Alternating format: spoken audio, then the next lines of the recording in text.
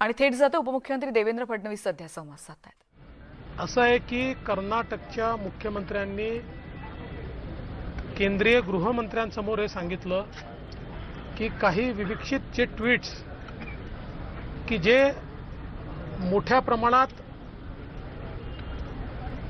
एक प्रकारे असंतोष तयार करणारे होते ते ट्विट माझे नाहीत, हे चुकीचं हँडल आहे, आम्ही त्याच्यावर कारवाई करतो असं सांगितलेलं आहे। आम्ही जरूर माहिती घेऊ की त्याच्यावर नेमकी काय कारवाई झाली। आज कर्नाटक और महाराष्ट्र के सीमावर्ती भाग में जो कोई प्रश्न चल रहे हैं उसके ऊपर महाराष्ट्र एकीकरण समिति ने एक आंदोलन रखा था। लोकतांत्रिक आंदोलन था, किंतु कर्नाटक की सरकार ने उसको परमिशन नहीं दी। हमारे यहाँ से भी कुछ नेता वहाँ जाना चाहते थे, उनको भी परमिशन नहीं दी गई।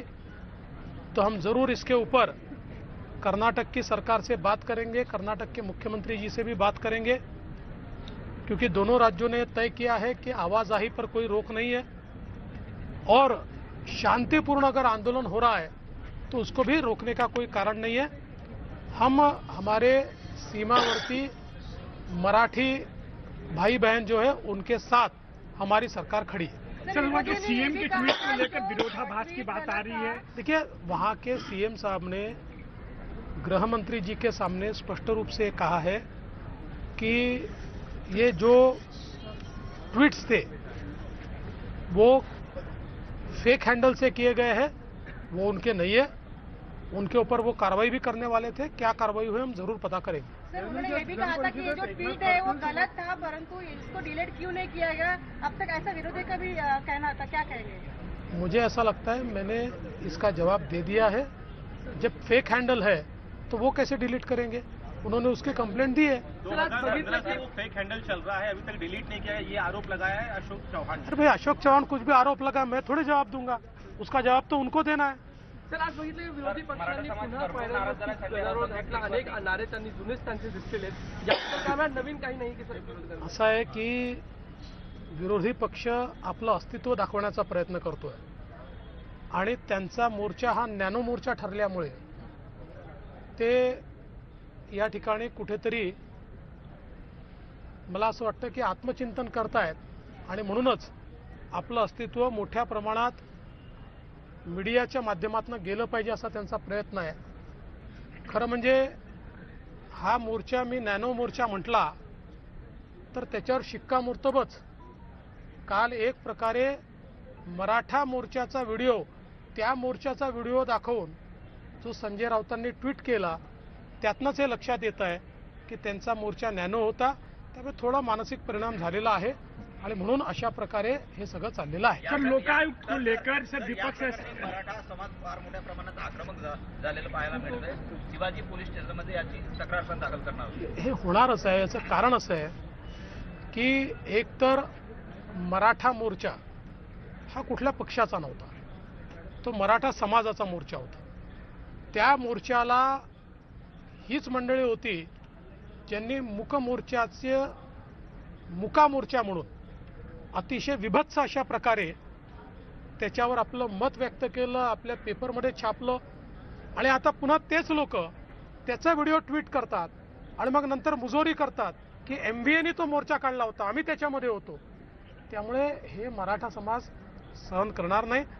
असा कोणीही त्याचा राजकीय उपयोग करू नये, तो केला जातोय। त्यामुळे साहजिक मराठा समाज याबद्दल आक्रमक आहे। लोकायुक्त जे आहे ते जर बदलेची राजनीती असेल किंवा कुठल्या जाणीवपूर्वक आणत असेल तर त्याचा विरोध करू असं अजित पवार म्हणाले। मी कालही सांगितलं की लोकायुक्त विधेयक कोण्या व्यक्तीला नजरेसमोर ठेवून आणलेलं नाही। उद्या लोकायुक्त विधेयकामध्ये ते येत असतील तर आम्ही देखील येतो आणि पहिल्यांदा मुख्यमंत्र्यांना देखील त्याच्यामध्ये आपण आणलेलं आहे। कारण केंद्रामध्ये ज्या तरतुदी पंतप्रधानांकरता केलेल्या आहेत तशाच तरतुदी माननीय अण्णा हजारेजींनी महाराष्ट्रात व्हाव्या म्हणून एक कमिटी होती। त्या कमिटीने माननीय अण्णा हजारे साहेबांच्या कमिटीने ज्या सूचना केल्या, जो ड्राफ्ट दिला तो तंतोतंत ड्राफ्ट आम्ही या ठिकाणी मान्य केलाय। त्यामुळे कोणालाही नजरेसमोर ठेवून तो केलेला नाही. सर विपक्ष का कहना है कि ईडी और सीबीआई की तरह लोकायुक्त का प्रयोग करने वाले हैं. खडसे सोबतचा सामना अजूनही सुरू आहे. नाही नाही, आमचा कुठलाही सामना नाही आहे, कोणाही सोबत आमचा सामना नाही आहे आणि सामना आम्ही वाचतही नाही, त्याच्यामुळे आम्हाला सामनाबद्दल काही माहिती नाही. सर लोकायुक्त का मिसयूज करने वाले हैं ईडी और सीबीआई की तरह, इनका विपक्ष का ऐसा कहना है. देखिए, सीबीआई का या ईडी का सबसे ज्यादा दुरुपयोग तो पिछले समय हुआ है, उनकी सरकार में हुआ है. वो तो किस प्रकार से सीबीआई पे कब्जा करते थे और किस प्रकार से उसका काम करते सबने देखा है. मोदी जी की सरकार में कभी भी ईडी और सीबीआई का दुरुपयोग नहीं हुआ है.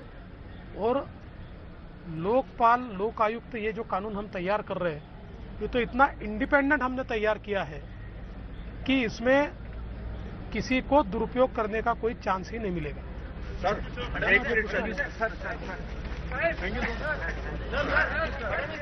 उपमुख्यमंत्री देवेंद्र फडणवीस विधानभवन परिसरातून नागपूर अधिवेशन सुरू आहे. आजपासूनच सुरू झालेलं आहे. त्या पार्श्वभूमीवर आज काय नेमकं सभागृहामध्ये घडलं, वेगवेगळे विषय, सत्ताधाऱ्यांवर होणारे आरोप, या सगळ्यावर देवेंद्र फडणवीस बोलत होते, प्रतिक्रिया देत होते. संजय राऊतांनी जे ट्विट केलं आणि हल्लाबोल मोर्चाचं महारूप दाखवण्याचा प्रयत्न केला, त्यावर सुद्धा भाष्य केलंय देवेंद्र फडणवीस यांनी.